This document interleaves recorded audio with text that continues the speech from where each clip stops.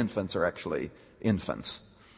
And the amazing thing is, though, there are people who see this evidence and they still take a different position.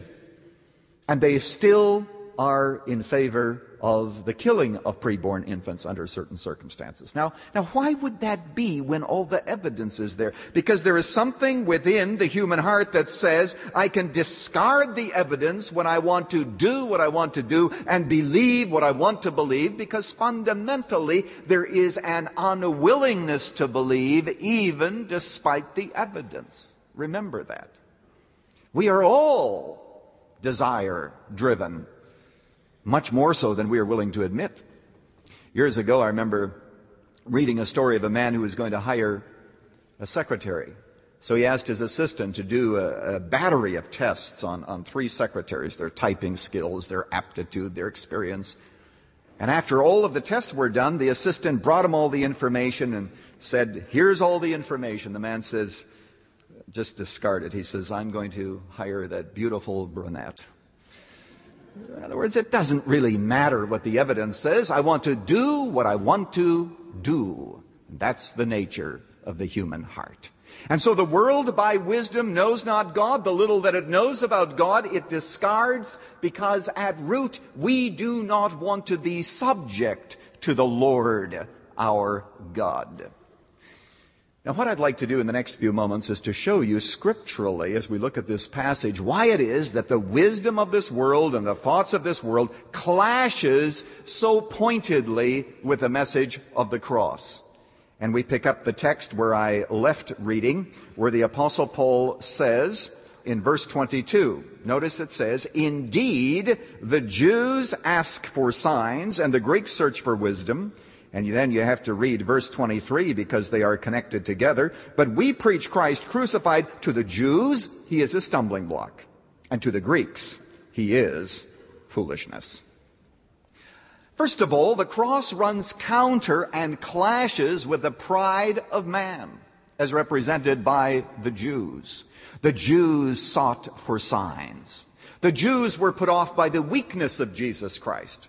Far from being convinced that Jesus was the Messiah because he died on a cross, far from that convincing them, it did just the opposite.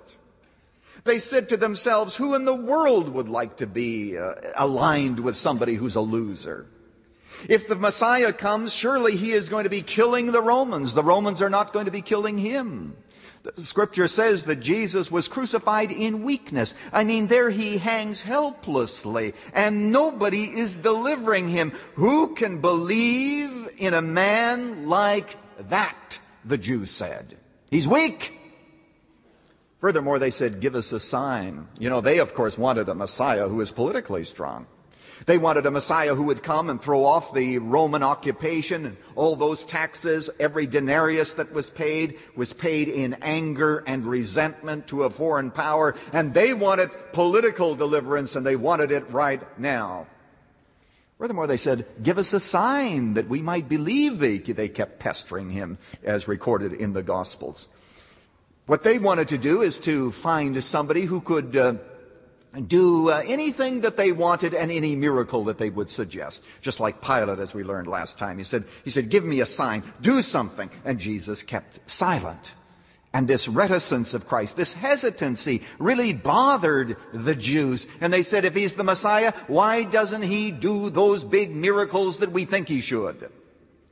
Years later, there was someone who came along who said that he would be able to part the Jordan River by his word. And he gathered a whole group of disciples at the Jordan River and commanded it to stop flowing.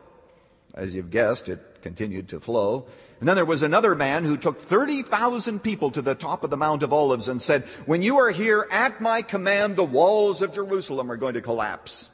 Well, the walls didn't collapse. That's the kind of a sign the Jews were looking for. Give us something big. Jesus says, there shall no sign be given to you except the sign of the prophet Jonah, because as he was 3 days in the heart of the fish, so shall the Son of Man be in the heart of the earth. Jesus said, the resurrection is my final, most complete, the best verified sign you're ever going to get.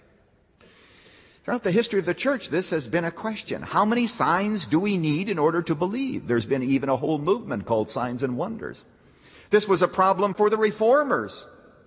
Because when they began to look at the Bible and they began to peel away layers of tradition to get to the message of the cross, Rome said, but you don't have miracles and we do. We have statues that weep and we have relics that multiply themselves and you have nothing. The reformers said, to us, the power is in the message itself. This is Pastor Lutzer, my friend.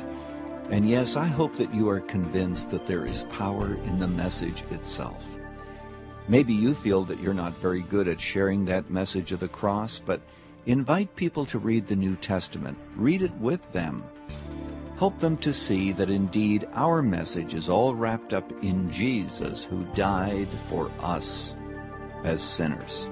Thank you, Dr. Lutzer. On today's Running to Win, Dr. Erwin Lutzer brought part 1 of What Man Thinks of the Cross, another message in his series on why the cross can do what politics can't. On Monday, this message will continue. Running to Win comes to you from the Moody Church in Chicago. When it comes to faith and politics, we all need clear teaching. This 8-part CD series can be yours as our thank you when you give a gift of any amount to support Running to Win. Just call us at 1-800-215-5001. That's 1-800-215-5001. Online, go to offerrtw.com. That's offerrtw, all one word, .com. Or write to Running to Win at Box 11174, Chicago, Illinois, 60611. This is Dave McAllister. Join us Monday for our next Running to Win.